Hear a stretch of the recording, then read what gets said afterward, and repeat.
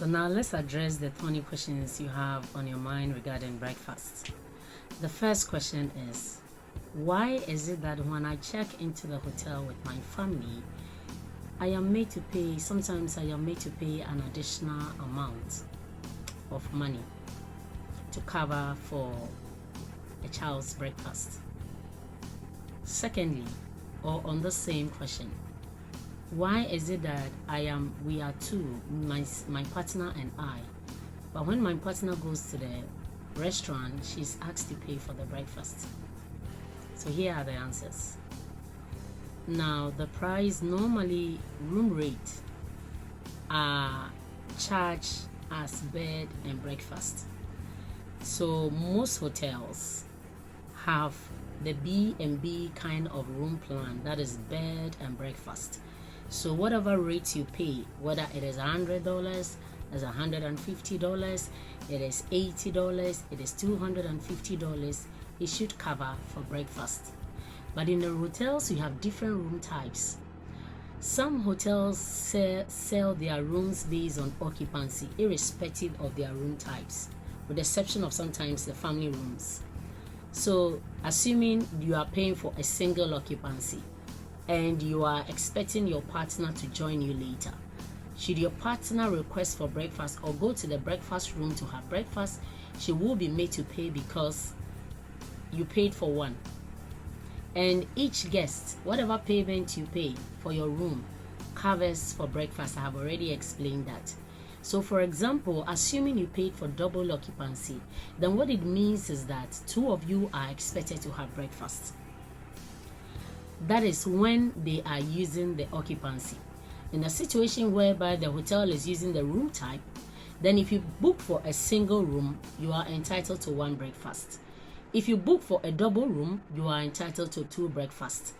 So the hotels do not automatically serve to cater for any number of guests in the room unless the room type indicates that you are entitled to 2, 3, or 4. Now, in the case of a family room, let's say you checked in and you're a family of 4. What I mean by a family of 4 is that yourself, your partner, and 2 kids. In the hotel, when the child is a minor, sometimes we waive the cost of a child having to pay an additional breakfast. If you booked for a family room and the rates you paid covered for 4 persons, automatically all 4 of you are entitled to breakfast.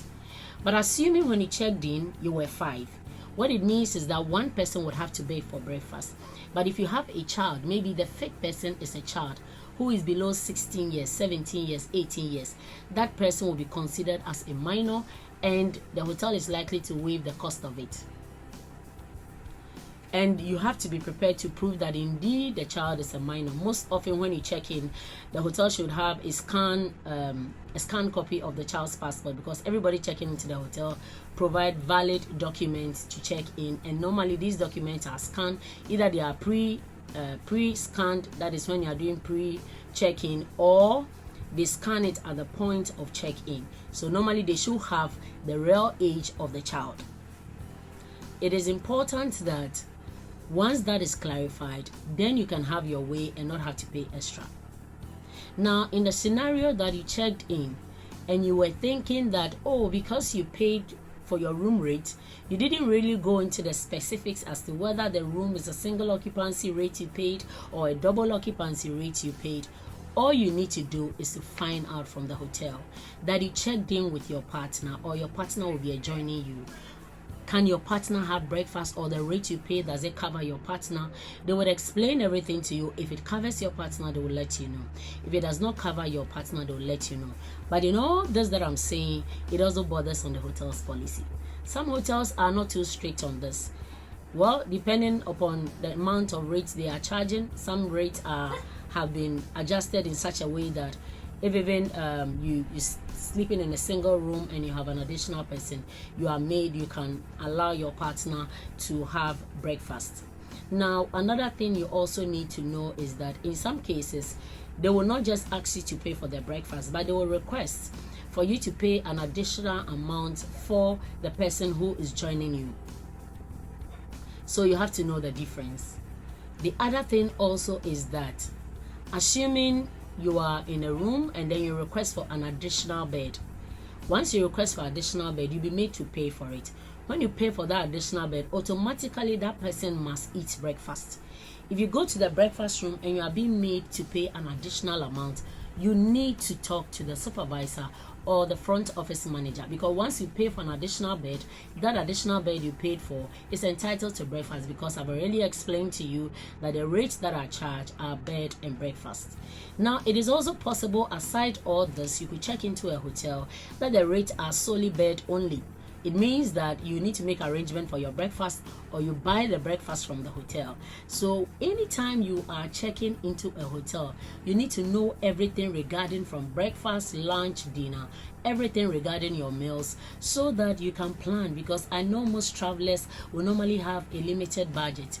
That is, if assuming you are even traveling on a ticket of a company, the company will give you a budget. You can't spend beyond a certain amount. Or if even it's a personal travel, you will definitely have a budget you have set aside to cater for that travel. So it is very important that you get all these questions asked and receive all your answers before you book your hotel, to ensure that when your partner comes in, or any of your people you are traveling with decide to go for breakfast, they are not embarrassed.